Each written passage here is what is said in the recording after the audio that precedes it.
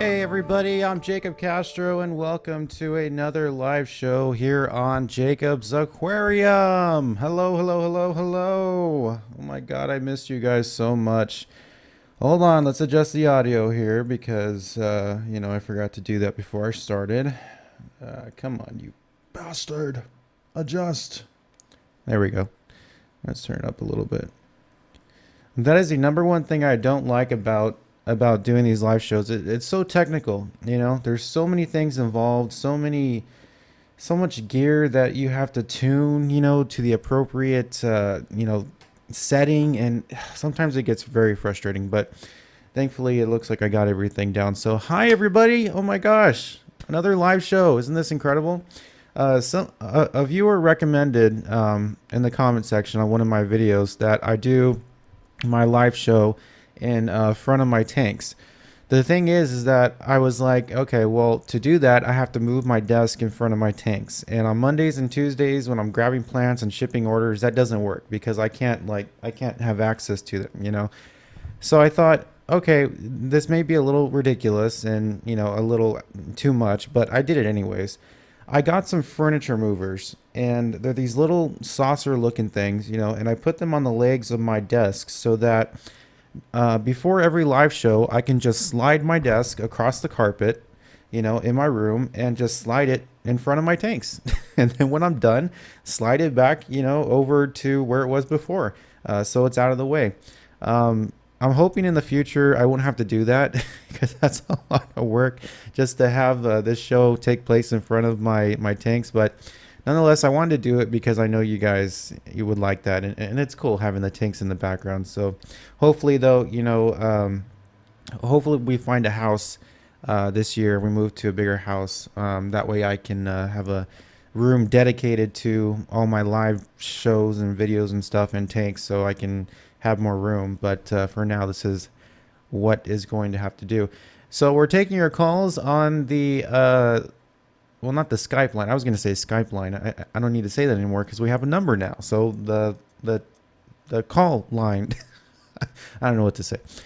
Taking your calls. Number is 323-282-7779. So if you have a question for me or you'd like to share something about aquariums, have something interesting that you did last night, some drunken story that's going to make me laugh, fall on the floor laughing, share it by all means. I'd love to hear it. And if you don't want to call the number, if you live in another country and you'd still like to call the show to ask me questions, you can add Jacob's Aquarium to your Skype contact list, and you can give me a call through Skype instead. Okay, so let's go ahead and welcome some people that we have in the chat room. Jeff Key 8345. Hello, how are you? Fish Fanatic is here. It's starting. Yes, it is. It started. Evelyn Dumia. Hey, I remember you from the other show. Welcome back. Lavish Nanakani. Hello, hello, hello, hello. Mr. Lee Leslie. Hi. You should have more tanks. I wish I could have more tanks. The thing is, I live in an apartment. So the problem with that is, having enough space to have more tanks and also being allowed to have more tanks. Because in this apartment complex, I don't know if this stands for every apartment complex, but we have rules where you can only have a certain amount of tanks or certain amount of gallons of water, things like that.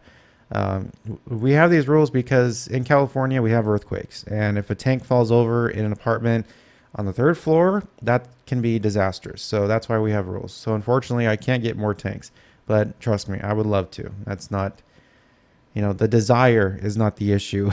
It is the rules that are the issue. Omar P, hello from Spain. Awesome. Hi. Hey, actually, I just watched a house hunting show where a couple was looking for a house in Spain. It's a very beautiful country. Very beautiful country. I'd love to visit, someday.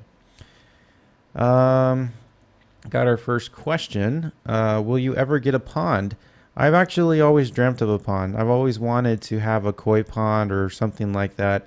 It's just, once again, not having enough space to do it, not having a house or a backyard.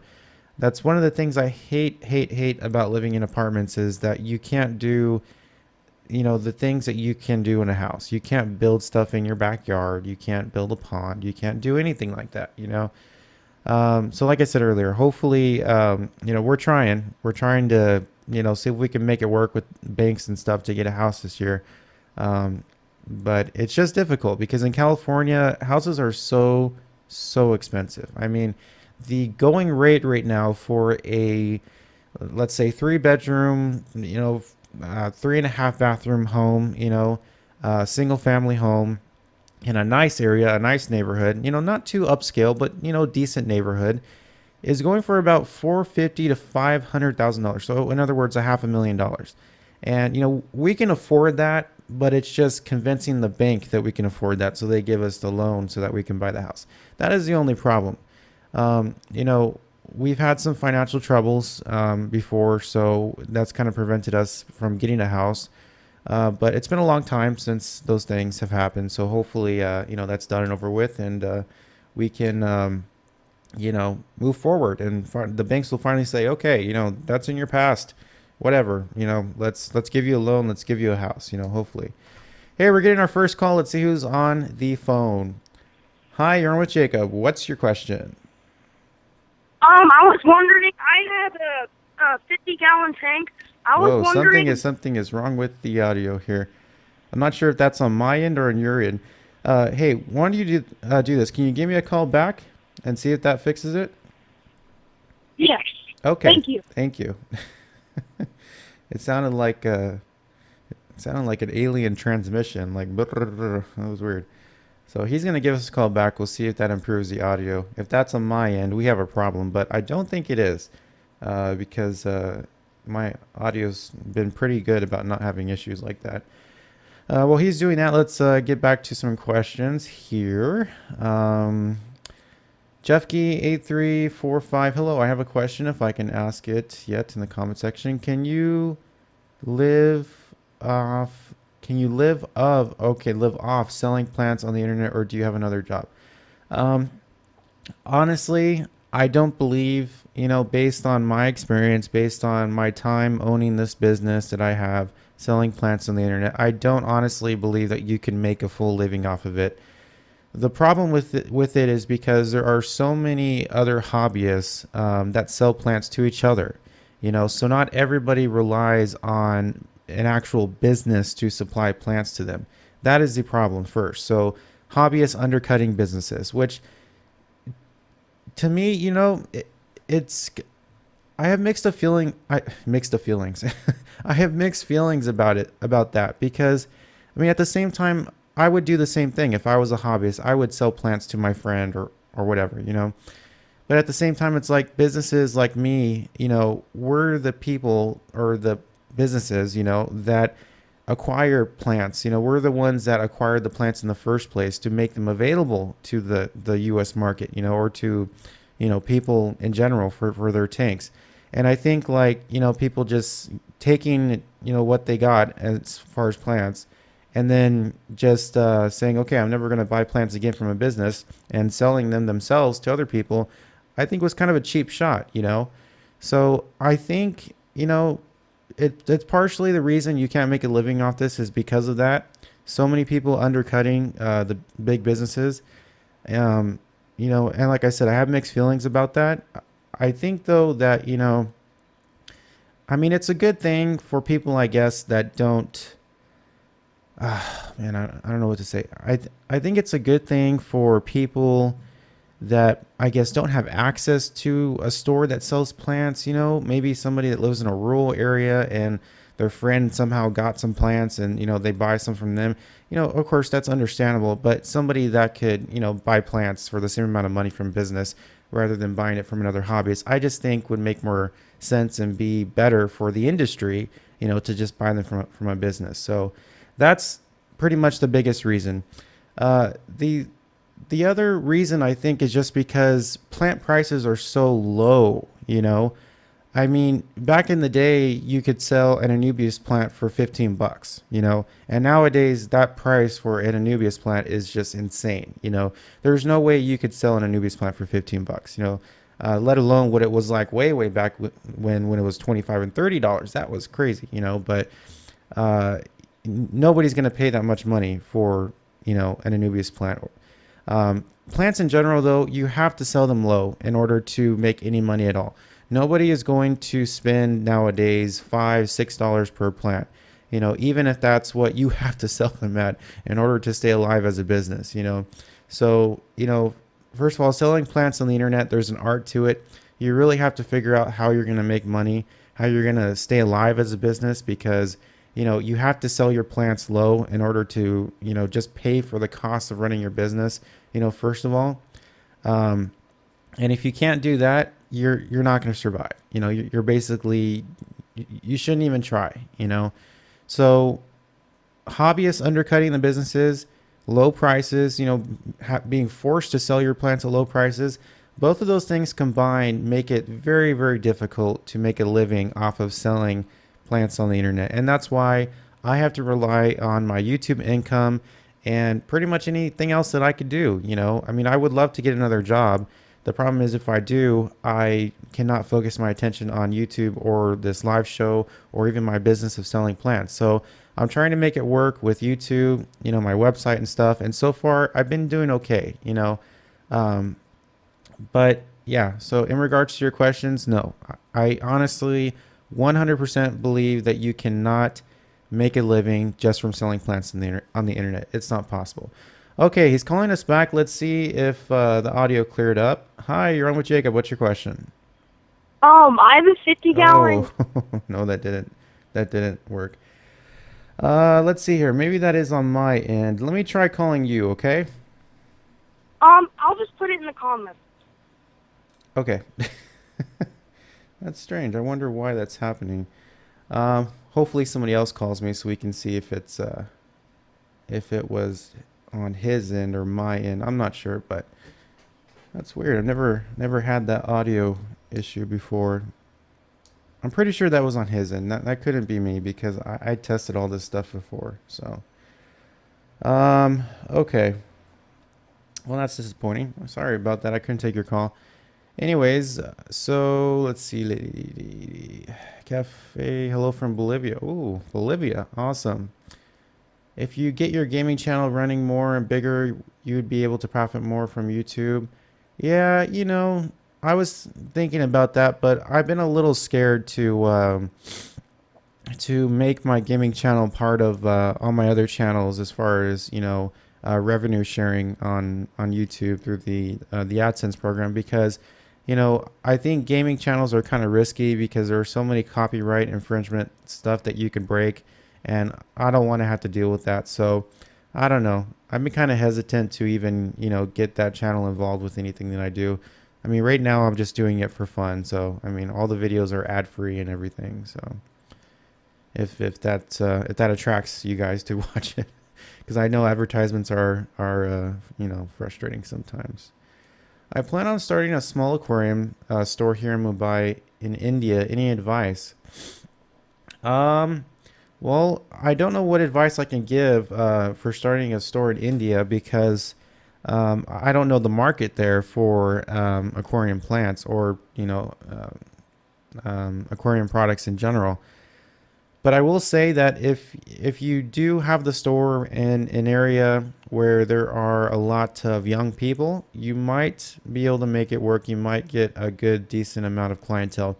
Because that's what I found nowadays, that a lot of people in this hobby, they're young people, in their 20s and 30s.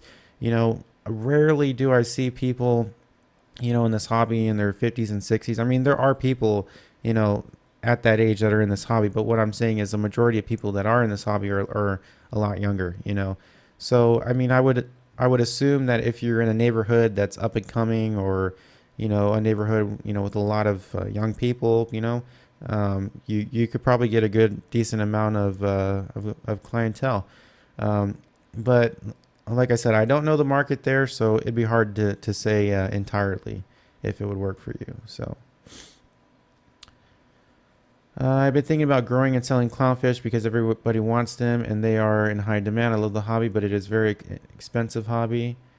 Yeah, it is an expensive hobby. That's probably another thing that I should have said in regards to making a living off of selling plants online, is that, just the aquarium hobby in general is expensive and not really attractive to most people as far as the cost of it. To have a successful planted tank, I mean, depending on the size, you could spend upwards of $500-600 on the whole setup if you want to have, CO2 and good filtration and good lighting and stuff.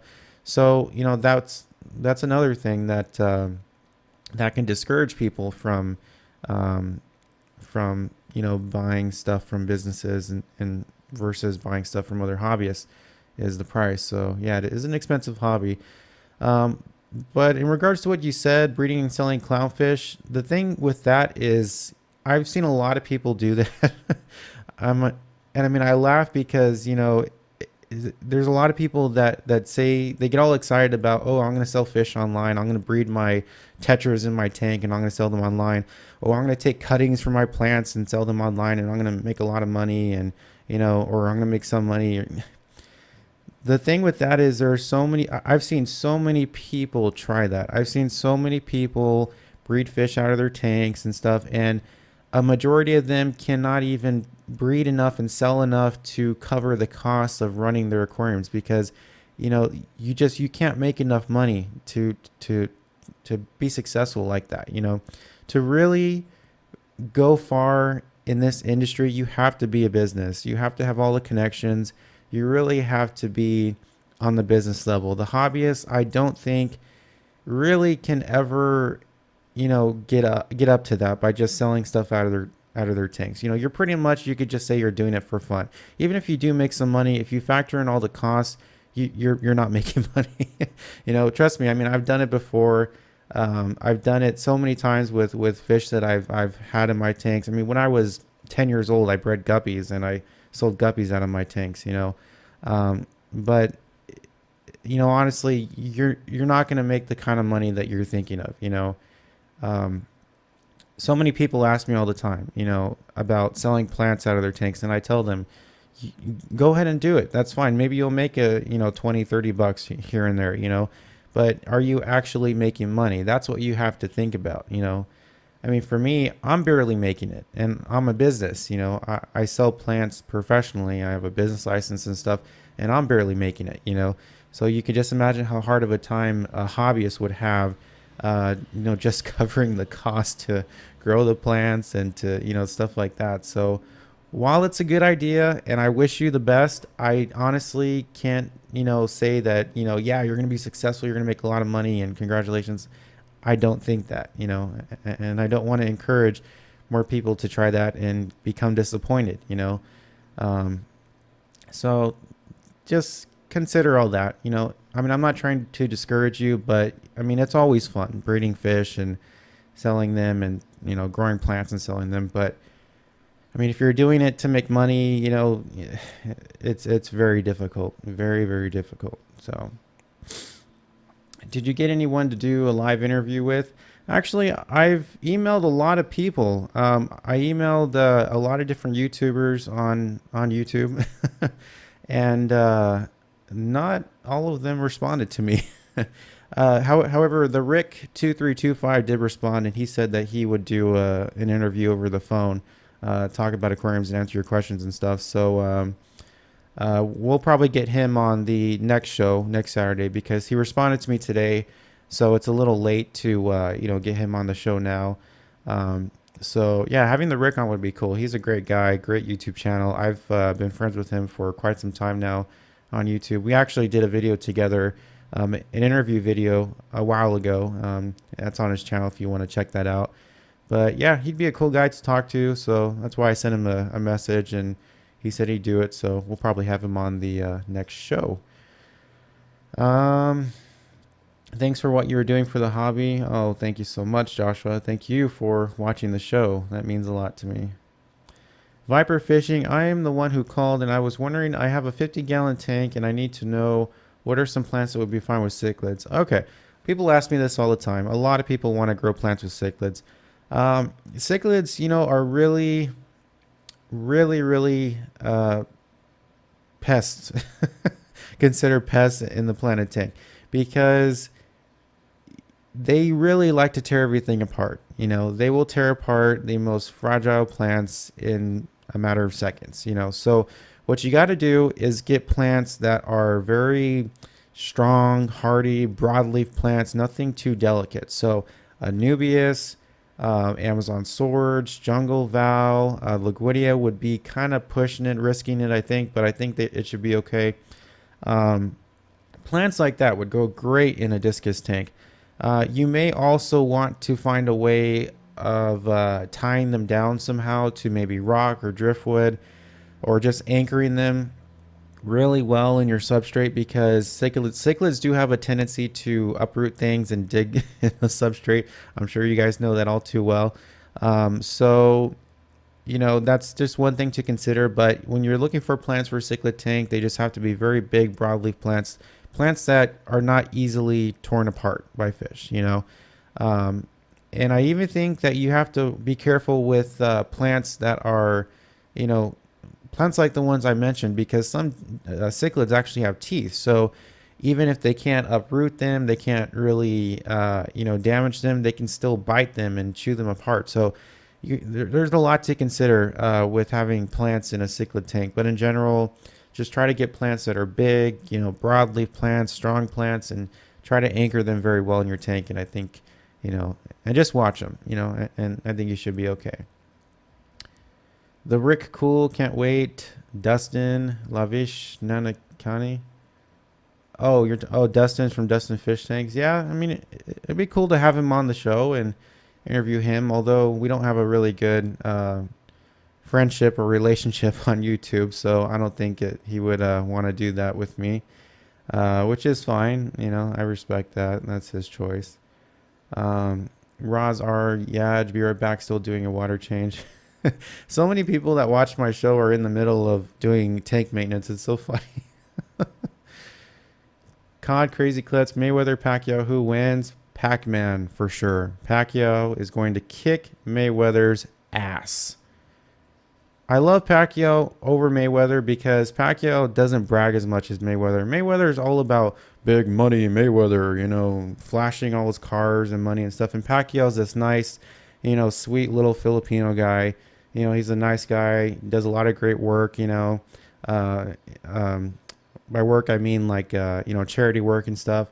And you know, when you see Floyd Mayweather on TV or whatever, he's just all about like flashing what he's got. You know, money and stuff. And I don't like that. That really kind of irritates me. So I mean, maybe some of you guys do. I don't know, but I personally don't like Mayweather just for that fact. You know, if he was a little bit more classy, you know, especially with a lot of the a lot of the cheap shots that he's taken with in the fights that he's done, you know, especially between man, I forget his name. I think it was Cotto or not Cotto, but or the other guy. I forget, but you know, he's taking a lot of cheap shots at some guys, you know, and what he does mostly when he fights is he like runs around the ring too. Like he's not stationary and like, you know, goes for it. You know, he just runs in a circle, runs away from the other guy he's fighting. And it's like, dude, like stay in one freaking place, you know? So I don't like Mayweather at all. And I hope Pac-Man kicks his ass. I really do. I really want to see that guy just, you know, knock him out. Oh, hopefully Pac-Man does a good job. I know he will. Why don't you like each other? Are you talking about me and Dustin? Oh, well, Dustin doesn't like me because, well, you pretty much already said it, Nick's Exotics. He says, is it because you both sell plants? And I think that's partially the reason. He made that very clear to me actually when I did talk to him one time about doing a video together, because I asked him, like, I wanted to do a collaboration with him. You know, he's accused me of copying him and selling plants online, saying something like you had to do what I do or something. And I mean, I just thought to myself, well, I didn't know you were the only one that's allowed to sell plants on the internet, you know, and not to mention it's like, he's attacking me and telling me, oh, you're copying me, you're doing the same thing, when like there were other people at the time selling plants on the internet too that made YouTube videos. So I don't know what I was doing, but I mean, partially that reason, you know, I think is why we don't have a good friendship on YouTube.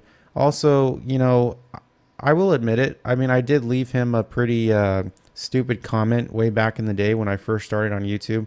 I mean, it wasn't anything that was like, harsh. I was just basically criticizing, his information that he was giving in his videos. I mean, I didn't say anything bad. I just said like, hey, this is like, you can do this instead, and this is stupid. But I was a little too, I was a kid, so I mean, I'll admit that, but I mean, I told him I apologize for it and everything, and it still wasn't good enough. So, but that's fine. I mean, everybody has their own opinion and likes and dislikes, and some people don't like people for certain reasons. And like I said, I totally respect that, but it'd be nice if we can just all be friends on YouTube, because I think that's the best kind of YouTube, is where everybody is friends with each other. Everybody's one community. Nobody's divided for any reasons, that are kind of petty like that. I mean, I pretty much started a plant business because I wanted to make money so I can live. I mean, I need to make money so I can survive and pay my rent. And of course, I love it. I love the hobby. I love plants and everything. So, I mean, that's why I started my business. I didn't start my business to, ruin anything that anybody else was doing. And like I said, I didn't know that, he was the only one that could sell plants online. I mean, I thought that was kind of selfish, I mean, not to mention there's other big websites like aquariumplants.com, planetaquariumcentral.com, like huge websites that sell plants online. So I just thought that like him attacking me like that was a little weird, because it's like, I'm not like the biggest. I didn't like take over what you're doing. There's people that are, bigger than you selling plants. But no, that's fine. That's completely fine. He's a great guy. He's very passionate about the hobby. As you can see from his videos, I'm sure you guys have watched them. I really enjoyed his Amazon River videos. Those are so cool. That's definitely one place I really want to go sometime. I'm kind of scared because all the stuff I hear about, parasites and stuff in the Amazon, but that'd be one place I'd want to go, because so many fish that we have in the hobby, we get, from places like that, or not that we get, but they originate from places like, or countries like that. So it'd be so awesome to go there, but that really is a trip of a lifetime. I think that and going to Lake Malawi in Africa, that would be, my top three, aquarium related vacations I'd love to take. So yeah, those videos he made were pretty cool, and I'm happy for him that he was able to do a trip like that and visit a place that a lot of us hobbyists would love to go someday, but most likely can't, because we can't afford it. I mean, I know I can't afford it. I can't afford a plane ticket to go to the Amazon. I wish I could, though. So yeah, Dustin's a great guy, great videos. I highly recommend his channel if you want to check out his videos. He's pretty cool.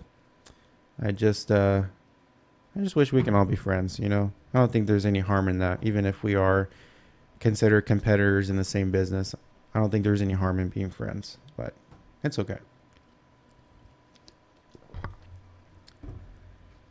No.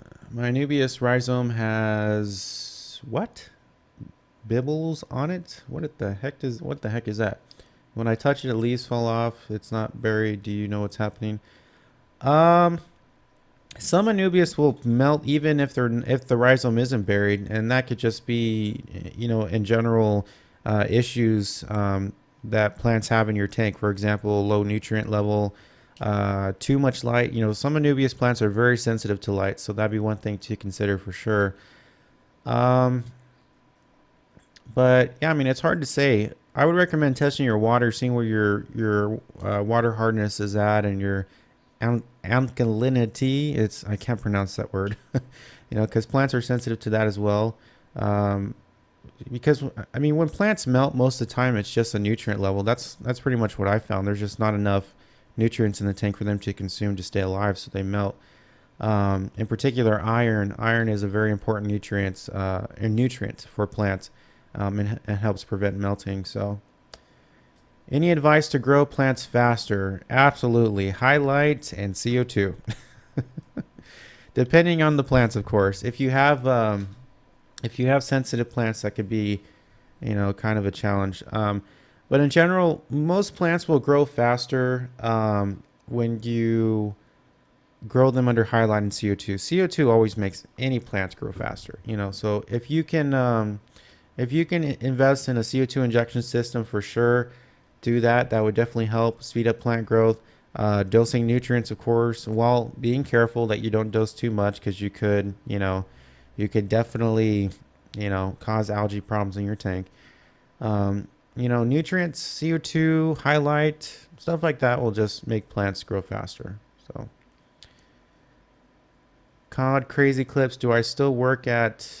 I'm not going to say the name of that. No, I don't still work at the aquarium store that I worked at before. I don't work there no more. Nope, nope, nope, nope, nope. Would your plants live through a shipment to the East Coast? Yeah. Joshua Perry Climber, I have shipped probably 300 or 400 or so orders to the East Coast, even during winter, even when you guys had that really bad storm in New York, and plants arrived perfectly fine. There were a couple orders that I had some issues with, though, like the I think one of the orders, the mailman left the package in the mailbox, and I guess the guy didn't know that the mailman did that instead of leaving the package on his porch. So the package sat in the mailbox, and the plants basically froze because it was snowing outside. It was freezing. So if you do order plants, from me to the East Coast during the wintertime, just be home, when you order them. But as far as me shipping plants there and them surviving, I've shipped so many, and yeah, I mean, rarely do I have issues. The way I package my plants pretty much survive a multitude of different, conditions during shipping. I've shipped plants actually one time accidentally because I'm not supposed to ship plants to Alaska, but I did during the winter, and I shipped it to a location where it was negative 10 degrees.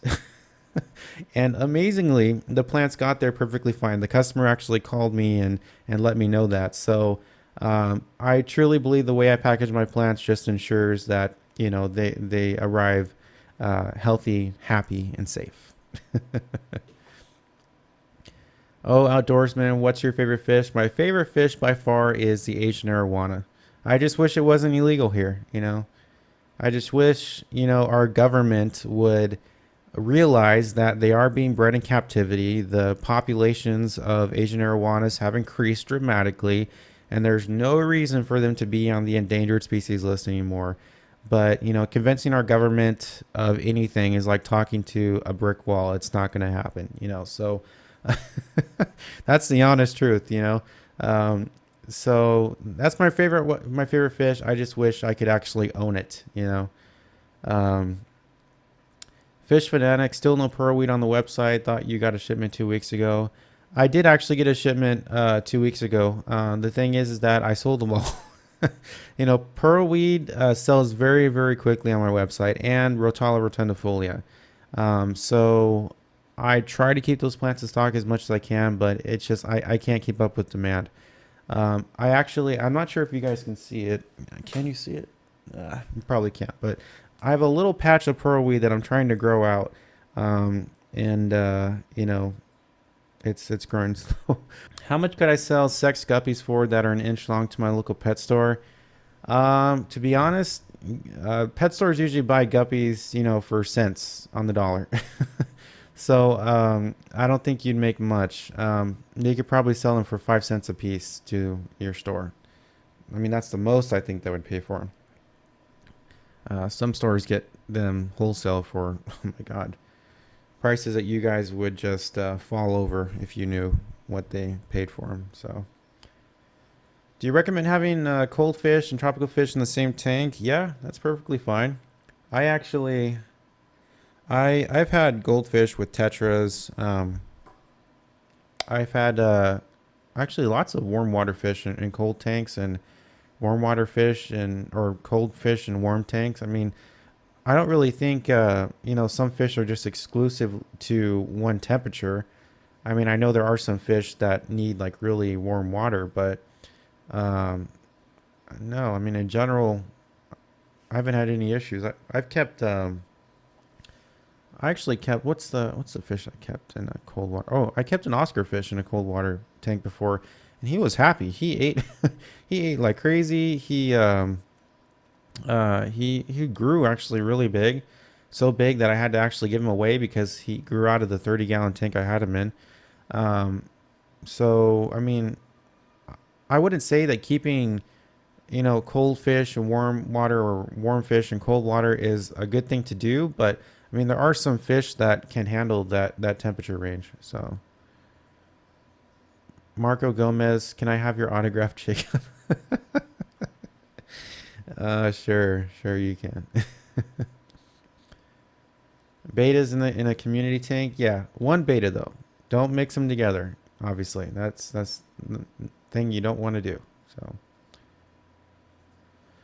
The adult guppies at my store, $7. $7? Whoa, that's crazy. $7 for a guppy fish? Ouch. That is way too much money. Oh my god. Jeez, I think the most I've seen them for at like PetSmart and Petco over here in California is like maybe $3. But geez, $7. I mean, guppy fish breed so rapidly. I mean, there's no reason they needed to sell them for that much. Geez, I mean, some stores could probably breed them at the store. Wow. Can I grow dwarf baby tears without CO2? I don't think so. No. I've never tried that personally myself. But I will say that, dwarf baby tears are very, very demanding. They're a very demanding plant. So growing it without CO2, I just don't think would happen. So I don't think you'd be successful. I think they would actually melt and you'd be really disappointed. So, will you be getting any fish anytime soon? I was thinking about it. I wanted to get more fish. I just have to be careful which ones I get because they can't obviously be fish that like to tear plants apart because all my inventory will be gone. So it's just I just have to think about that. So. Joshua Perry Climber, props for doing that. Thank you very much. Xmas moss care. I plan on getting a bigger tank and make a tree. Christmas moss. Christmas moss I think is pretty easy to grow. I mean, I've been growing it in my 50 actually behind me, actually over there. And it's done perfectly fine with just nutrients, highlight and CO2. So, I mean, if you have all those things, if you can match my setup, I'm sure, you'll have success. But I think in general, moss plants are easy to grow. So I think they're pretty easy. So, when is your store going on sale? Well, the thing is that my plants are already priced so low that I can't really have a sale. I can't. I mean, oh man, guys. I can't sell my plants lower than what I'm selling them at. If I do, I wouldn't be able to stay alive as a business. People ask me that all the time. When are my plants going on sale? And I'm just like, really? They're $3. they're already cheap. No, I can't afford to have any sales. So, I mean, I wish I could, but no, I can't do that. So my plants are priced at that price, and that's what they sell at. I mean, I have done stuff in the past, like I've done a Black Friday sale where all my plants were $2 each. I mean that I didn't make any money on. I just did, as a thank you to everybody for a great year on YouTube and stuff. But I mean, other than stuff like that, I can't have sales because I wouldn't make any money, to be honest. So the plants are priced at what I can afford to sell them at. So. I mean, if they were like $6, $8, I could have a sale because that's way overpriced, for aquarium plants nowadays. But I mean, my plants are $2.99. I mean, you really can't get any lower than that. So, unfortunately, I know your plants have such low prices compared to local fish stores. Yeah, that's the that's the thing. I mean, local fish stores, they have a lot of overhead. They have to pay rent for their store. They have to pay for the cost of maintaining the store, which for an aquarium shop can be astronomical. I mean, water, electricity, I mean, that's a big expense for an aquarium store. Um, so they have a lot of overhead. So their products are priced at a price point where if they sell them, they could pay for all the extra stuff, the cost of running the store. So that is that's the reason why the prices are high. I don't think most stores price them high just because they're greedy. I think they truly price them high because they have a lot of overhead. That's one of the things that's kept me from venturing over to the brick and mortar retail side of the industry, because I just don't think that nowadays you could start an aquarium store and just be successful with it right off the bat. I think you'll have a bunch of hurdles to overcome, um, because there's so much overhead. Rent here in California for a commercial location is extremely expensive. I mean, so rent alone would be would be very, very hard to pay for and also remain profitable as an aquarium store. Um, so yeah, they are expensive, but they're expensive for a reason. They're expensive because that's the price that the store has to sell them at, to pay for all the other expenses of the store, So what video software do you recommend? I recommend above anything Adobe Premiere Pro CS6. I think it's CS6. Yeah. I have that. I mean, believe it or not, I know a lot of people download the software illegally. They torrent it or whatever, but I bought it, when it first came out, and it took me a while to save up for it. But I mean, it is the best software. It is just so freaking expensive. So I mean, if you can afford it, great. I mean, if you can find some way to get it without paying for it, even better. But yeah, it's just expensive, but it's really awesome. I use it for all my videos, and it does a great job. I can do so many different things with that software for my videos. So many different things, like with color correction, color correction, and so many different transitions between clips. So there's a lot of really great features. Like I said, it's just so expensive. So save up for it if you really want it, because I mean, all the illegal downloads. I mean, first of all, I've heard that they never work.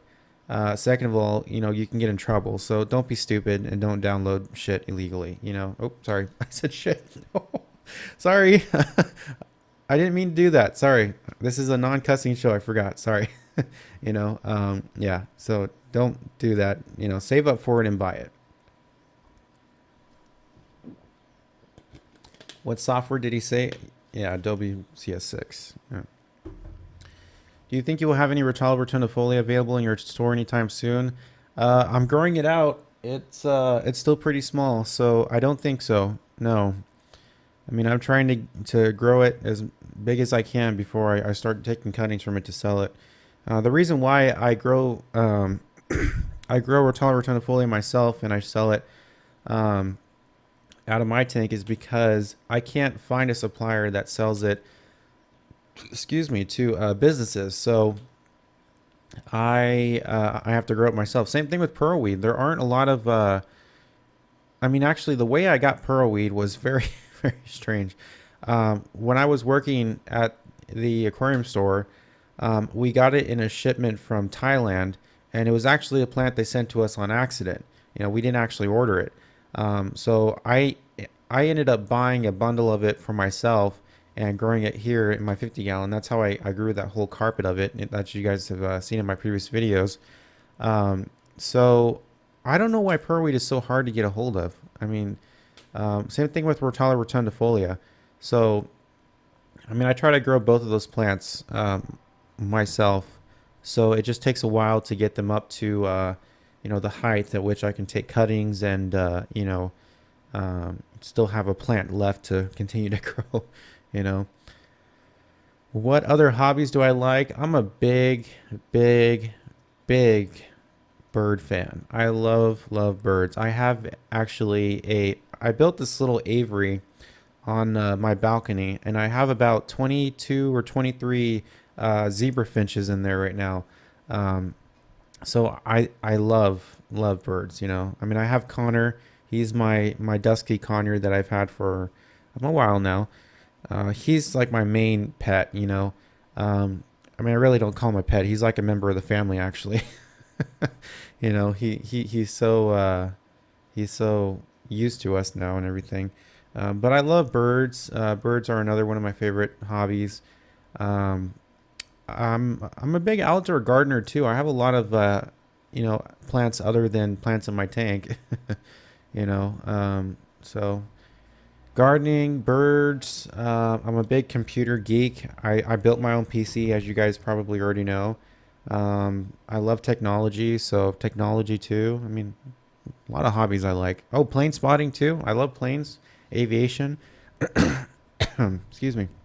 I actually wanted to be a pilot. That's actually what I wanted to do for my occupation, my career.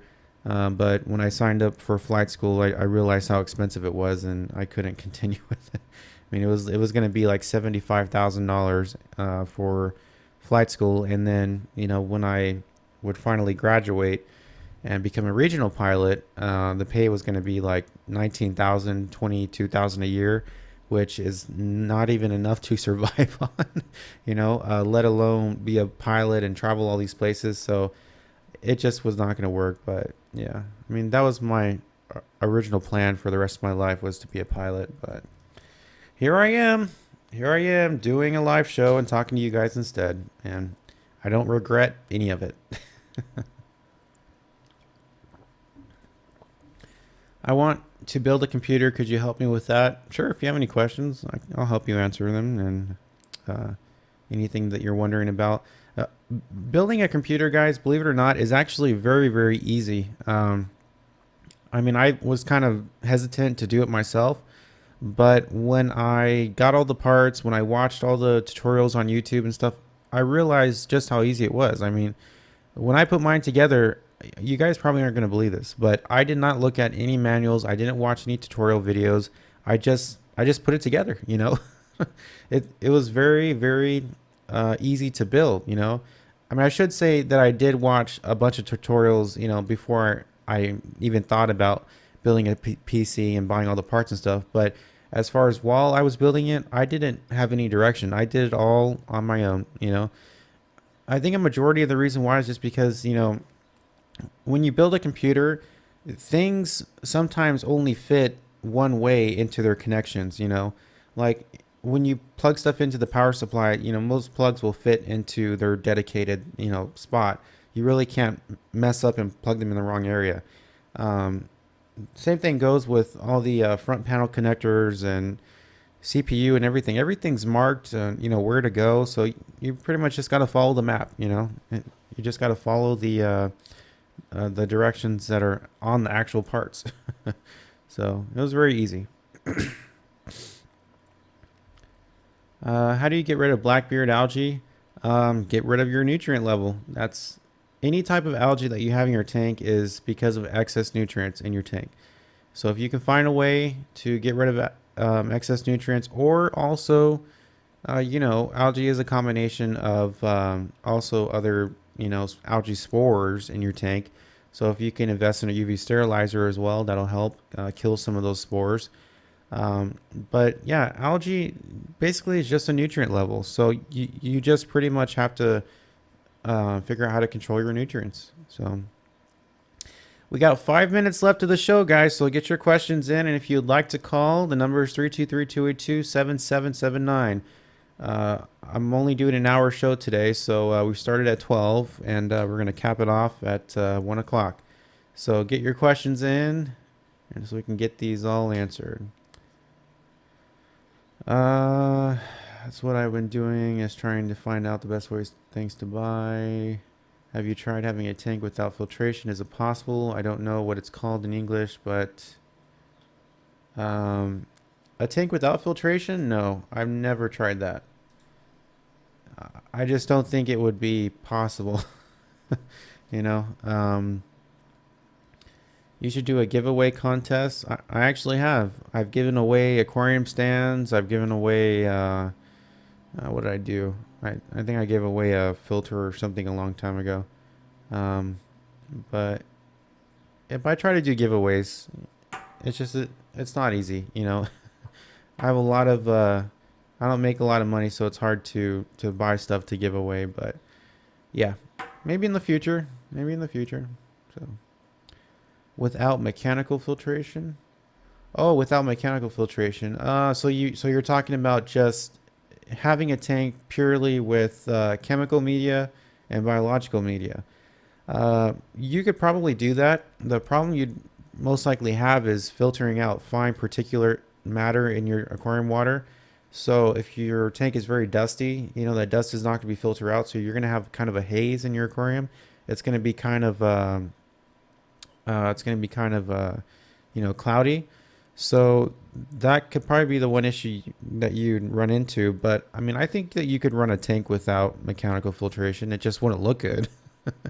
you know, I mean, the best tanks, out there, that are crystal clear all the time, usually utilize some type of mechanical filtration, like a micron sock if you have a wet dry filter, or really fine filter pad if you have a power filter or a Castro filter. Um, so yeah, just cloudy water would probably be the biggest thing you'd run into, the biggest issue. So, what is the easiest and biggest Amazon sword? Um, Amazon sword. uh, the Amazon swords, just the regular green Amazon sword, they get pretty big and they are very easy to take care of. We have that on the website as well. You can take a look at the.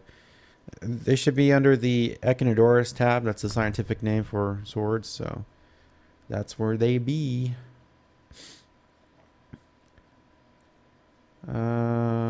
Smallest tank for doing a planet tank setup. Well, with planet tanks, you can get away with doing a small a small tank, because planet tanks are not like saltwater tanks where you need to have a big environment in order for it to remain stable.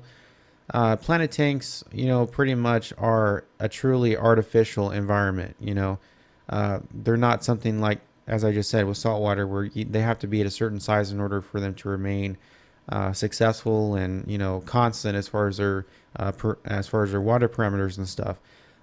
I've seen planet tanks as small as 2 gallons. Of course, you wouldn't be able to do much in a 2 gallon tank, but you could get away. The smallest tank I think that you could get away with and still enjoy it would probably be a 5 or 10 gallon tank. If you're gonna dose CO2 in a 10 gallon tank, you really have to be careful because it's such a small enclosed environment, and you could easily overdose CO2 and kill all your fish. So be very careful with that. But yeah, I mean, you could have a small planet tank.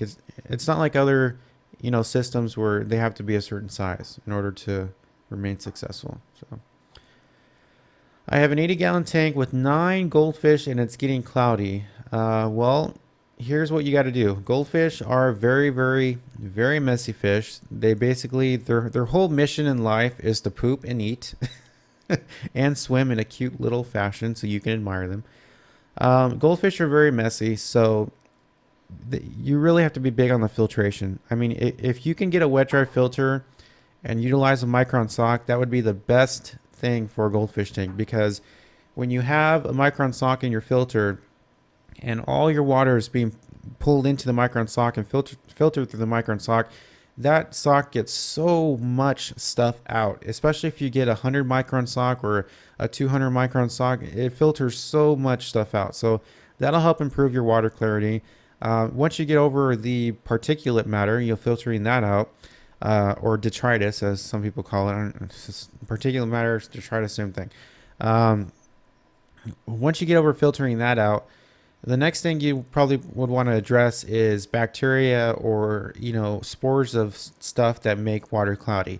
And you could address that by, as I said to the other guy with the algae problem, by utilizing a UV sterilizer. So if you can afford all that stuff, if that's within your budget, great, do it. So wet dry filter with a micron sock and a UV sterilizer. If you can't do that, you have a canister filter or a power filter, try getting a different filter pad, something that's a little bit more fine, that will filter out that will filter out stuff, finer particulate matter than what you have now. And also, get a UV sterilizer. They do have small ones now that are fairly cheap. So just try those things, and I think that you would be successful. So, Jacob, can I call you on Skype? Sure you can. The Skype lines are open, so you can do that. The number is 323-282-7779, and Skype name is Jacob's Aquarium. What's the best UV sterilizer? The best one, I think, that's hard to say, because I've only owned, I think I've only owned two in my entire life, actually. Because I mean, when I first started in the hobby, I mean, nobody that I knew about UV sterilizers. That was like something that nobody really considered back then. But UV sterilizers kind of became a new thing. I think around 2005 or 2006 is when I really started to see a lot of people using them. But the best UV sterilizer that I've used has been my JBJ. I think I have the 18 watt version. I'm pretty sure. Yeah. JBJ or Jabo. They're an okay company. Their products are good, but quality sometimes is an issue with them as far as their build quality of their products. But that's been the UV sterilizer that I've been using for a long time now. I've only replaced the bulb twice because I think I've only had it for a little over a year. So UV bulbs usually last about 6 months. So I've replaced it twice. Um, so I Okay, hold on. Somebody's being a clown. Somebody's being clown, or as other people would say, an asshat. Do people still say that?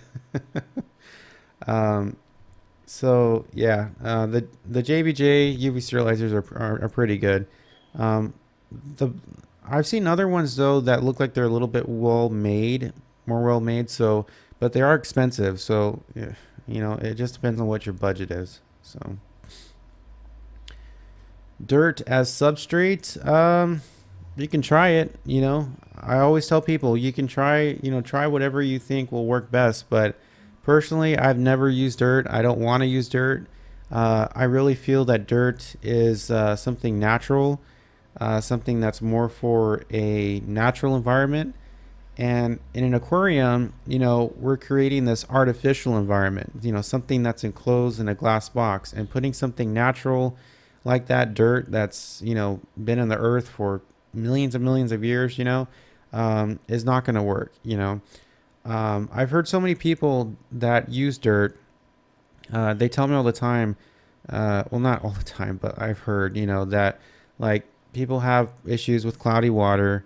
They have issues with bacterial blooms. There's just so many different things in dirt that you don't know if it's going to be an issue in your tank or not. I mean, if you could find dirt really clean, it's so funny to say clean dirt.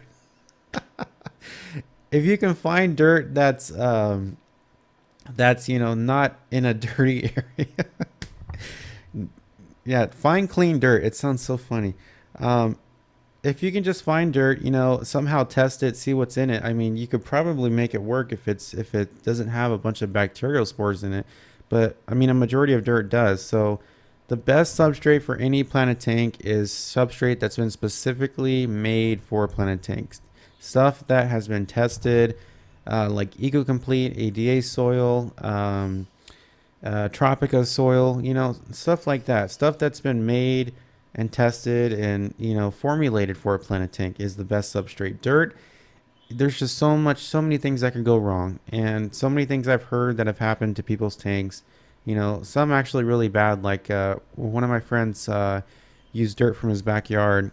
He thought he was doing a good thing by digging really deep in the dirt, or in digging a really deep hole in his backyard and getting dirt that was really deep in the earth, thinking that would help get rid of all the other bacterial spores and stuff. But actually, when he put it in and started his tank, within a week or so, he had a really big bacterial bloom, and he also developed nitrogen pockets in the substrate of the dirt, which nitrogen pockets naturally do actually build up in any type of substrate, but I think more so in dirt because it is so compact. When you put dirt in a tank, it's like it just gets this really hard, or it becomes this really hard calcified, compact substrate, and when gases build up in there, they don't get released immediately, and when they build up and when they finally get released, or when they build up and release over time in the tank, they can be really hazardous to fish. And what happened to my friend's tank is he lost all of his fish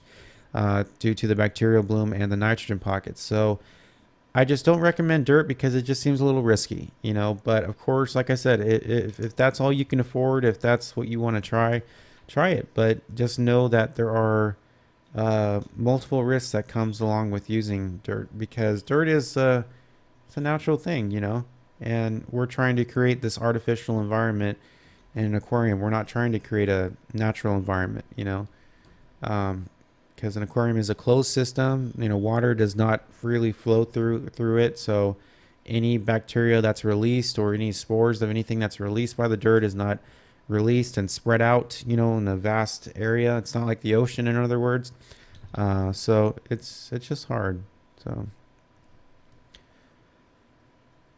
man, eBay or Amazon, cheap Eco-Complete. I think Amazon has cheaper Eco-Complete.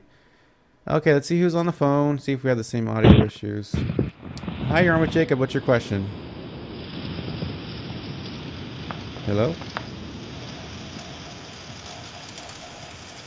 Wow. Something is wrong with the audio. Jeez. I'm not sure, guys, what's wrong with why the audio is that way. I don't know what's that way. It seems so odd. Whoa. Oh my goodness. Okay, I think I know how I can fix that. Let me see here. Playback. We want to play that back on the speakers. So we want to disable this one and disable that one. Huh. Well, it's so weird. Why is it not working? Let's try that again.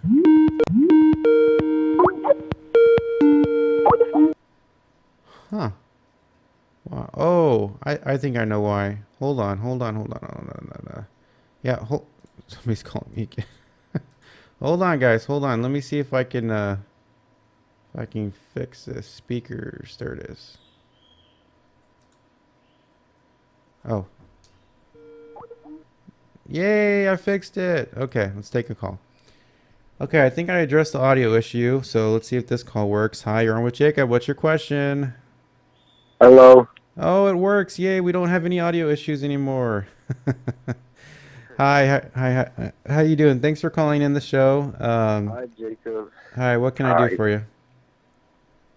Well, I'd like to just say I've watched your videos and they inspired me to get two 20-gallon fish tanks.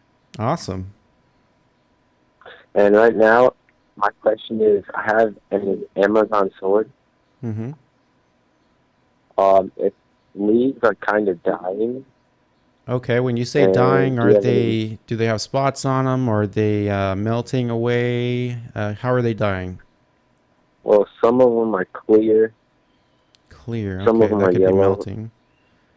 Okay. Do you dose any nutrients or inject CO2 in your tank? No, I just have gravel. Just gravel. Okay. Yeah. So if the leaves are becoming clear in color, that could be them melting, the plant melting, that is.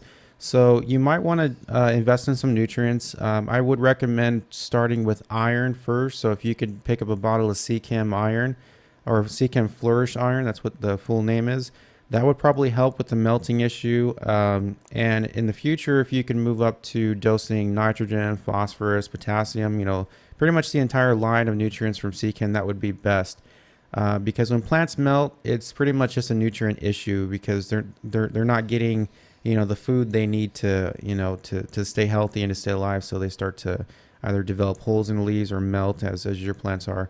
So just try dosing some nutrients, and I think that should definitely help you. All right, thank you. Okay, you're welcome. Thanks for calling in. Well, I'm glad that we got the audio fixed. Jeez, that was frustrating. And what happened was that the audio from Skype was being streamed through my speakers, but it was coming into it was actually being routed back to the computer. So my audio mixer was picking it up in a weird way. So it sounded weird, but I'm glad I got that fixed. So whoever was calling me before where we had that issue, feel free to call back again, because that problem has been resolved. Sorry, technical issues. I realized that I've gone over the time that I said when I would stop the show, but we'll go till 1:30. So because I know people probably have more questions and stuff, so we'll go till 1:30. So we got about 20 some odd minutes left of the show. So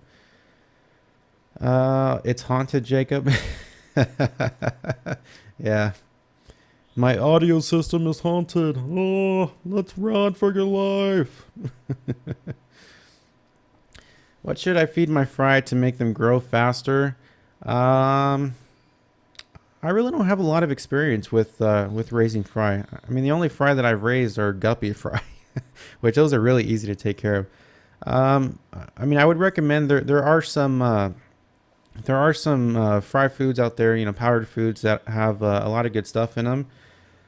So a lot of nutrients and stuff and vitamins that can help fish grow faster. So, try some of that. Somebody actually did recommend krill, which I'm not sure if that does help or not, but sure, try it. Try that. Try anything, try anything that would help. So when you have a planted tank, should you keep the carbon in the filter or should you take it out? I personally don't have carbon in my filters. I usually just rely on my UV sterilizer and my mechanical filter pad to keep my water clean. So I really don't think there's a need for it to begin with. In a planted tank in general, plants act as natural filters anyways. So plants will naturally help get rid of any odors or any discoloration in your water. So I really think that there is no point to having carbon in your filtration system. I think it would just be a waste of space, so I really don't think you need it. So you could probably just take it out. If you were having issues with cloudy water though, and you couldn't afford a UV sterilizer, by all means use carbon to get your water clear. But if you can afford a UV sterilizer, you really don't need a carbon. So will carbon in a filter raise pH? I honestly, I have no idea. I really am not big. I'm not big on water parameters. I've never been big on any of that. Basically, when I start a tank, I just go with it. I rarely test my water. I mean, I haven't tested my water in probably like 5 or 6 years. I just really don't have issues with my tanks when I start them. But so I don't test anything, or I haven't found out, what raises or lowers pH or whatever. I just really don't know. But I mean, as you can see, I'm successful with my tank. So I think it just comes down to experience, So when you have been in the hobby for a long time, you just develop, experience to where you just don't do, things based on directions or based on water parameters. It's kind of like a chef that instead of measuring, stuff in cups when they bake a cake, they pour it right in the mixing bowl. That's basically what I do. So what's the biggest tank that I've owned? The biggest tank currently that I've owned is this one, the 80 gallon. That's the biggest tank I've ever owned. What's your biggest fish? Well, I really don't have big fish in here. I just have neon tetras. Which they're all hiding in the plants, because when I turn on these lights, the studio lights, they get all freaked out and hide in the plants. But the biggest fish I ever owned was a tiger Oscar that got about, I think he got up to about a foot and a half long. He was huge, and I think I actually talked about him earlier. He did outgrow the tank that I had him in very quickly, so I had to give him away to my friend. My friend at the time, he had like a 300-gallon tank, so that Tiger Oscar he's actually still alive, believe it or not. And I gave him away when I was a kid. So, yeah, I miss him. I really do. It was weird because, like, fish are fish, but some fish like tiger oscars, Asian arowanas, you develop this bond with them that's kind of similar to like a dog or like a bird, like my bird Connor. Especially when you can hand feed them, you just kind of get a little bit more. You kind of have a little bit more of a level of interaction with them that makes them seem more than just intangible fish. So yeah, it's funny how that happens. You get attached to fish. Who would have thought? Who would have thought that? So, know your tank personality. Yep. Know your tank personality. That is right. Can angels live with gouramis? I wouldn't see why they wouldn't. Angelfish they're not too aggressive. Gouramis aren't really too aggressive as well. I think they should be fine. Of course, just keep an eye on them. Can I keep my 8-inch goldfish in a bowl? No, absolutely not. Keeping a 8-inch goldfish in a goldfish bowl is very, very cruel. That's the cruelest thing you could probably do to a fish. Goldfish are just like any other fish. They require a tank with proper filtration, proper water parameters, a tank that's properly maintained, water changes, things like that. Goldfish are not like, they're no different. They need the same things that any other fish does. So you were joking. Okay, well, I was hoping that you were joking, because if you were serious about that, we have a big problem. I take questions seriously though, because believe it or not, I've gotten some pretty ridiculous questions. There have been people that have asked me questions like, oh, can I grow plants in what was that one lady? She said, oh yeah, she told me, can I grow plants under a desk lamp? And I'm like, a desk lamp? No, you need to put the plants in your tank. That's where they grow best, Sometimes people ask some pretty funny questions, so I'm sure you can understand why I take the question seriously. Jacob's Aquarium, what do I do if my fish have sex?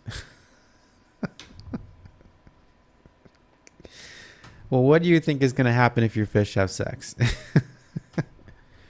If two fish have sex, what do you think is going to happen? They are obviously going to give birth to other fishies. Who would have known that, right? Who would have thought that? Your fish are going to have sex, they're going to breed, they're going to have babies, and then your tank is going to be full with little baby fish. That is what's going to happen.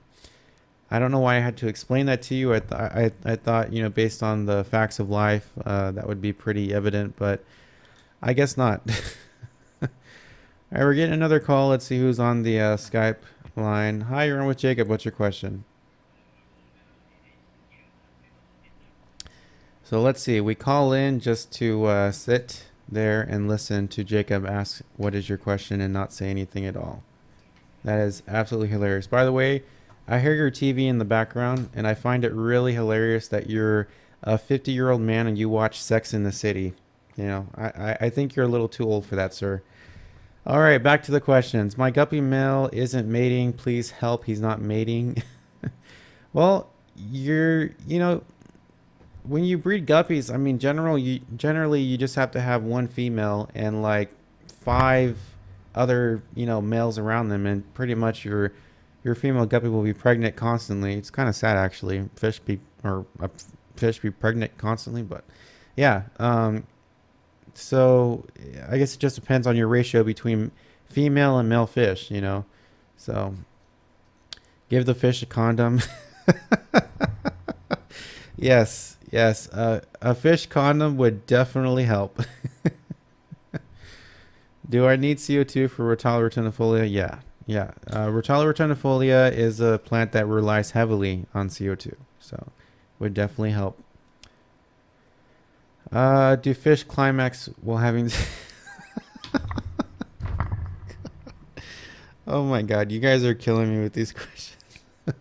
See, now I know you guys aren't being serious. Now I know this is just getting to the unrealistic side of things. Um, Sadly, I don't believe fish climax when they have sex. I don't think so. Uh, I've heard goldfish have a memory of 3 seconds or 5 seconds, so I don't know how you could climax, 5 seconds. I know my climaxes usually last about 10 or 15 seconds. I'm just kidding. Let's not talk about sex, guys. Come on, that's like way out of the range. So, oh my God, two calls at once. Who am I gonna answer? Let's answer this one. Hi, you're on with Jacob. What's your question? Hey, Jacob, how are you, bud? Good. How are you? I'm kind of a lazy guy. I notice you always use canister filters. Are they any more or less work than traditional filters? By traditional, do you mean power filters or wet dry filters, or what are we talking here? Like a wet dry filter. Like a wet dry filter. Actually, compared to a wet dry, yeah, canister filters are a little bit more work. For one, to clean them, you have to completely disassemble them from your system, take out all the pipes and stuff, which based on, what canister filter it is can be somewhat of a challenge because some canister filters tend to leak when you take them apart.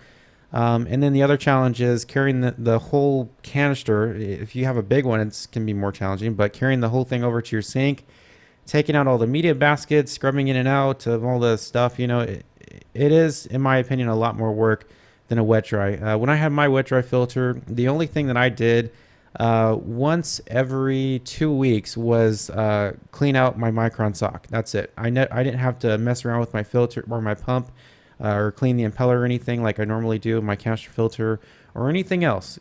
So absolutely, a wet dry filter is so much easier. A canister, on the other hand, would be a lot more work. So if you're looking for a really easy to maintain filter, the wet dry would be perfect for you. All right, thank you very much. Okay, you're welcome. Thanks for calling. All right, what time is it? 1:24. Okay, so we got 5 minutes left of the show, guys. So get your questions in. Call anything that you would like to do to ask a question. Do it now before I go off the air. Okay, another caller here. Hi, you're on with Jacob. What's your question? Hey, I got a 2.5 gallon aquarium. Okay. It's for a beta. Okay. And I'm planning to put plants in them. Okay. Plants in the beta. Do I need a filter in there? Absolutely.